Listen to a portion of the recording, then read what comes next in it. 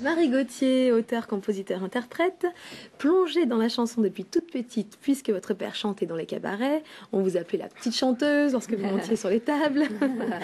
Mais à l'âge de 12 ans, un événement chamboule votre vie et celle de votre famille, la découverte de la foi. Vous continuez de chanter, d'écrire, mais sous une plume un peu différente. Aujourd'hui, vous sortez un 7e album, Il l'a fait, que voici, produit par Bruno qui vient de nous rejoindre. Bonjour. Alors qu'il n'est pas seulement le mari et le producteur, mais également partenaire de scène, puisque vous tournez à deux maintenant. On y revient un peu plus tard. Mais d'abord, je vous propose de regarder un petit extrait. On a tous dans le cœur un besoin vital. On a tous un peu peur d'être seul au final. Est-ce que vous êtes comme moi à chercher autour? Mais c'est chacun pour soi et y a tout le monde qui court. On a tous dans le cœur un but qui fait mal, une indéfinie douleur. On m'a dit c'est normal, que tout le monde connaît ça, qu'il n'y a rien contre vous et qu'on est fait comme ça. On a besoin d'amour, pronostic vital, appel au secours, détresse et signal, ultime recours, phase terminale, besoin d'amour, c'est fondamental. Oh yeah, yeah, yeah. Dieu l'a inscrit en nous, cet amour parfait. Sans lui on devient fou, c'est comme ça qu'on est fait. On a tant de valeur à ses yeux de père, qu'il a mis dans nos cœurs ce besoin, ce repère.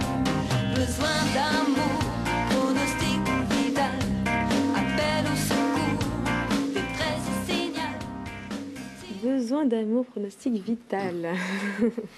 Alors revenons sur cet événement, Marie, qui a changé votre vie donc, quand vous aviez 12 ans. En quelques mots. Alors oui, ça a été un grand tournant pour nous. Hein. À partir de ce moment où Dieu est devenu le meilleur ami de mes parents, alors qu'ils étaient sur le point de divorcer. Moi, j'avais un modèle familial terrible avec mes parents et j'avais pas envie de fonder une famille. Je m'étais dit jamais je me marierai, jamais j'aurai d'enfants. Les rendre malheureux comme ça m'intéresse pas. Et c'est très fort pour moi quand j'écoute Besoin d'amour parce que j'ai vraiment rencontré en Dieu, à travers une vie vraie avec Dieu, l'amour. Et la vie de vos parents a été transformée suite complètement.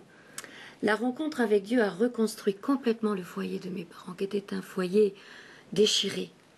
Et là, moi, toute jeune, j'ai dit, alors si c'est ça, oui, c'est vrai, Dieu existe. Et votre maman était dépressive donc Ah oui, maman était une femme dépressive qui allait d'hôpital en hôpital, qui ne s'habillait jamais, qui était toujours triste.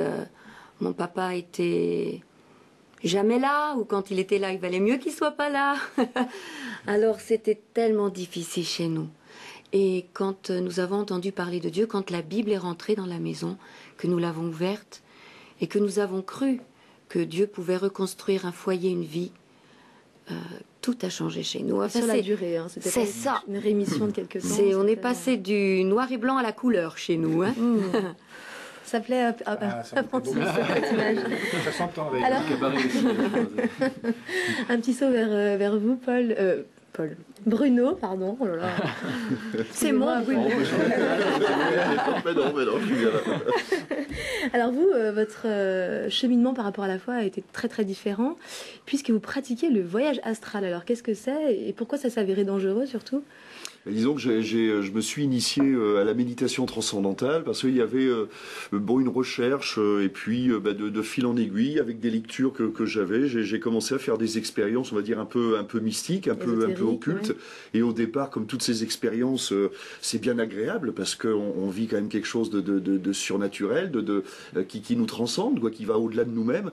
Mais au bout d'un moment, comme toutes les choses occultes, au bout d'un moment, ce sont comme ces puissances qui nous qui nous a peur, qui nous maîtrise. Et c'est à ce moment-là précisément de ma vie, à ce moment-là, que j'ai commencé à entendre parler de Dieu, de l'Évangile, d'église évangélique, de la Bible, alors que je viens d'un foyer où il n'y avait pas de Bible chez moi. Je savais même pas moi que dans la Bible il y avait 2 testaments. Je connaissais rien aux églises évangéliques. Déjà pour moi les églises protestantes c'était des extraterrestres, vous comprenez. Bon, et on a commencé à me parler de Dieu. Et je vous avoue que j'étais très très sceptique parce que pour moi un chrétien c'était quelqu'un de, bon vous me pardonnerez, hein, de vieux ou de malade. Bon c'est comme ça, c'est l'image que j'en avais. Et lorsque votre femme n'est ni vieille ni malade. Justement.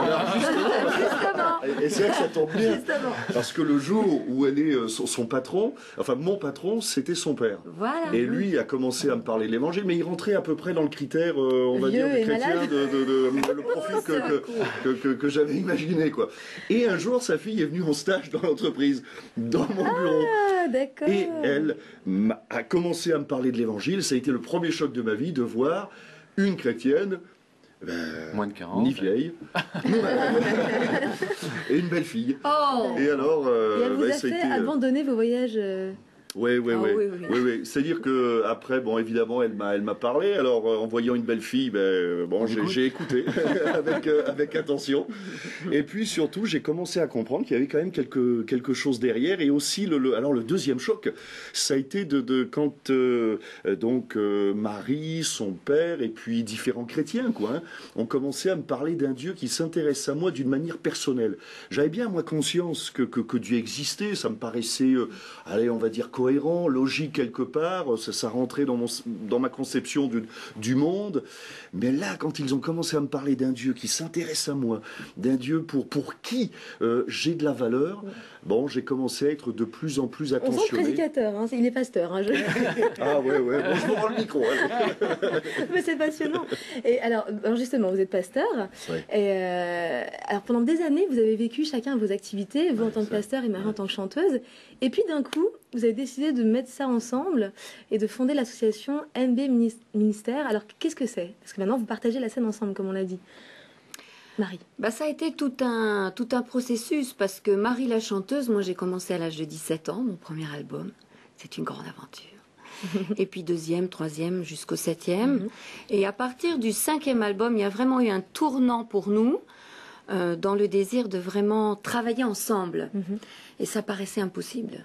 Et c'était tout à fait... Pourquoi on ne chante pas Il vaut mieux pas, je veux bien chanter ceci dit, mais bon... Il fait du saxophone. Et Oui, je suis saxophoniste. Ouais. Dans un des titres. Bien renseigné, yo. Oui, dans un des titres. Et on ne voyait pas vraiment comment on allait arriver à conjuguer ça. Et finalement, notre grand slogan aujourd'hui, c'est vraiment ça, c'est « Il en parle et elle le chante ». Donc on dit de nous qu'on est un couple étonnant. C'est vrai d'abord. Oui, c'est vrai. Et détonnant. Vous avez... On se complète parfaitement finalement parce Donc que... concrètement, en fait, vous partez en tournée ensemble, Ouais, c'est ça.